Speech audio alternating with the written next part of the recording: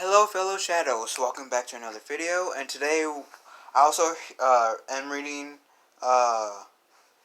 another article on Screen Rant, and it says Spiderman wants Sony head wants Spider-Man to remain in the MCU. Continue deal with Disney. I'll be up for that. More Spidey in the MCU. Now, which Spidey? Could it be the Miles Morales, like introducing him into the MCU, or keeping the Peter Parker? We'll see in this article. So Sony Pictures chairman Tom Rothman says he wants Spider-Man to remain in the MCU as part of the studio's continuing movie deal with Disney. Sony chairman Tom Rothman wants to continue the studio's deal with Disney and keep Spider-Man in the Marvel Cinematic Universe, or MCU for short. After striking an unprecedented agreement to share the movie rights to the web-slinger in early 2015, Sony and Disney's partnership hit a snag last summer. As a result, the studios began preparing for Spider-Man to leave the MCU. Just the camera right now.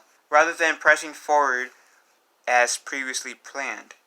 However, after a couple weeks of highly publicized deal making and one drunken phone call from Tom Holland, later, Sony and Disney were able to knock out a brand new agreement ahead of Spider-Man Homecoming 3, starting production this year. It's generally agreed Sony came out the winners in the Spider-Man/Marvel deal, whereas Disney will receive a quarter of the profits from Homecoming 3, with covering an equal percentage of the costs. Sony now gets to use Holland's Spider-Man and the MCU in their upcoming spin-off films like Morbius and Venom 2. The latter is also building up to Holland playing Peter Parker in one or more of their Spidey villain movies, beginning with a heavily rumored cameo in Venom 2 this fall. Needless to say, Sony has plenty of reasons to want to keep their refurbished Disney deal going. Bob Rothman and Disney had Alan Horn participate in THR Studios Executive Roundtable. Naturally, the topic of Sony Disney Spider-Man deal came up. When asked if the partnership could continue beyond Homecoming 3 and the mystery MCU film Holland is currently contracted to appear in, Rothman had the following to say. I hope so. I think this was a classic win-win-win. I think it was a win for Sony. I think it was a win for Disney. And I think it was a win for fans and moviegoers. The only thing I would say about that is that new cycles and a new rhythm of negotiations don't necessarily overlap. I think we would have gotten there, and the news got ahead of some things. When Sony may have come out as the bigger winners in their deal with Disney, it's worth remembering the Mouse House is still getting a piece of Spider-Man pie that wouldn't have gotten otherwise. By keeping Holland's web-slinger in the MCU, they've also got fan support working in their favor. In addition to a cut of the box office returns, couple that with the fact that Disney owns the Spider-Man merchandising rights, and the studio has a comfortable, firm grip on the property altogether. One they would no doubt prefer to maintain. As such, it's reasonable to assume Sony and the Mouse House will eventually find a way to their mutual beneficial partnership once Holland's MCU contract is up. All their negotiating tactics aside. Creatively speaking, the Sony Disney deal is similarly good for Holland's run as Spider-Man. Rather than having to avoid any and all references to the MCU in Homecoming 3, the film is free to build up upon the cliffhanger in Spider-Man Far From Home. Yeah, it really does. Mid-credit scene in an organic fashion. That's one of the benefits of having Spider-Man like this deal getting renewed. Because if Sony and Disney didn't renew their deal, then Far From Home or Homecoming 3 wouldn't be as amazing as it could potentially otherwise. But I'm glad this went further. So anyways, let's go further. Furthermore, Sony's upcoming spin-offs like Morbius, which is a Spider-Man film by the way, now have the rich lore of Marvel's shared universe to draw on. Rather than having to operate separately and more to the point without Spider-Man, the interactions with the Marvel MCU's Phase 4 slate will probably straight out fairly one-sided in Morbius and Venom 2. But the spin-offs after that, like the mystery Sony Marvel film recently scheduled for 2021, have the potential to build on that foundation in more significant and meaningful ways. So I am liking this. So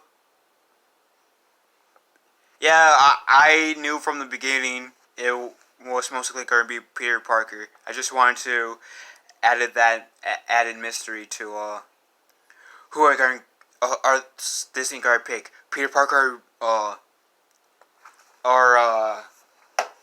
Miles Morales. But this news, I like it. I mean, like I said earlier, if this deal didn't go through, the Disney Star Wars or Disney Sony deal, then I have no doubt that Spider-Man 3 or Tom Holland's version wouldn't be as well, it would still be good, but it will feel awkward. Because this version, Spider-Man has been a part of the MCU since, like, 2016. Since he was, in Civil War, Captain America Civil War. So, and having Spider-Man 3 abruptly saying, hey, yeah, we're not going to mention the MCU at all, would be weird. And I haven't seen Venom yet.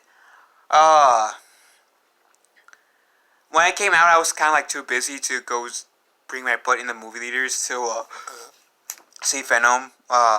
In my life, like it was stages of my life where I was so busy to really see any movies in that short time. So I missed out my chance of seeing Venom in theaters. If it comes out on like Netflix, then I'll watch it and then I'll tell you guys how I feel about it. But yeah, it is great. That is awesome to hear that we could see Tom Holland in Venom 2, and I'm happy that we could have like references to the MCU in Spider-Man 3, and then it'd be interesting how they do it in have Tom Holland send off in the mysterious Marvel movie, assuming that Disney and Sony doesn't go with